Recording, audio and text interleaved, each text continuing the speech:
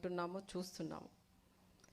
నిజంగా ఇలాంటి పరిస్థితులు రాష్ట్రంలో చూడడం, వినడం చాలా బాధ కలిగిస్తుంది, చాలా వేదన కలిగిస్తుంది. ఎందుకంటే ఈ రోజున రాష్ట్రంలో కూటమి ప్రభుత్వం అధికారంలోకి వచ్చే ముందు వాళ్ళు మాట్లాడిన మాటలు, వాళ్ళు చేసిన శపథాలు, వాళ్ళు ప్రజలకు ఇచ్చిన హామీలు ఈ రోజున ఏవి కూడా ఈ రాష్ట్రంలో జరగట్లేదు. ఎందుకంటే వాళ్ళంతా కూడా ఎంతసేపు కూడా రాష్ట్రంలో ఎక్కడెక్కడ దోచుకుందాం, దాచుకుందాం, ఈ అవినీతిని వాళ్ళు పెంచి పోషించుకోవడం తప్ప, అంటే వాళ్ళ బ్యాంక్ బ్యాలెన్స్లు పెంచుకోవడం, వాటి మీద దృష్టి పెట్టారే తప్ప ఎక్కడా కూడా ఈ రోజున మన ఆంధ్ర రాష్ట్రంలో పరిపాలనలో అభివృద్ధి అనేది కానీ, సంక్షేమం అనేది కానీ, మన మహిళలకి రక్షణ అనేది కానీ, భద్రత అనేది కానీ లేకుండా చేశారు. నిజంగా మన జగనన్న మొదటిసారిగా ముఖ్యమంత్రిగా బాధ్యతలు స్వీకరించిన తరువాత మహిళలకి ఎంత పెద్దపీట వేశారు, మహిళలందరూ కూడా మహిళా సాధికారత సాధించాలని చెప్పి వారికి ఏ విధంగా ప్రోత్సాహాన్ని ఇచ్చారనేది మన ప్రభుత్వంలో మన జగనన్న చేసింది మనం చూసాం.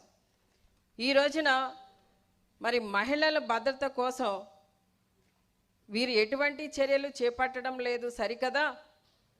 మన ప్రభుత్వం అధికారంలో ఉన్నప్పుడు జగనన్న పరిపాలనలో జగనన్న తీసుకున్న నిర్ణయాలకి ప్రతి ఒక్కదానికి కూడా మరి మహిళలని కూడా లేకుండా మాజీ సభ్యురాలుగా ఉన్న వాళ్ళు కూడా ఆ రోజున చాలా దారుణంగా మాట్లాడడం జరిగింది. ఉదాహరణకి జగనన్న దిశ యాప్ని తీసుకొచ్చారు. అది మహిళల యొక్క భద్రత కోసం.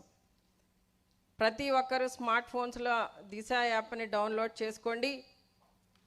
మీరు ఎక్కడైనా ఇబ్బందికరమైన పరిస్థితుల్లో ఉన్నప్పుడు SOS బటన్ నొక్కండి, వెంటనే పోలీసులు మీకు వారి సహాయాన్ని మీకు అందిస్తారని చెప్పి చాలా చక్కగా చెప్పి ఆ దిశ యాప్ని లాంచ్ చేస్తే దానికి ప్రస్తుత హోంమంత్రిగా ఉన్న అనితమ్మ గారు చాలా వక్రీకరించి మాట్లాడి, అంటే ఇంకా ఆవిడ పదజాలాల గురించి మనం ప్రత్యేకంగా చెప్పవలసిన అవసరం లేదు, చాలా దారుణంగా మాట్లాడారు. అదే దిశ యాప్ని ఈ రోజున పేరు మార్చి, ఏం మార్చండి, పేరు మాత్రమే మార్చి శక్తి యాప్గా పెట్టి ఈ రోజున వాళ్ళు ఏదో కొత్తగా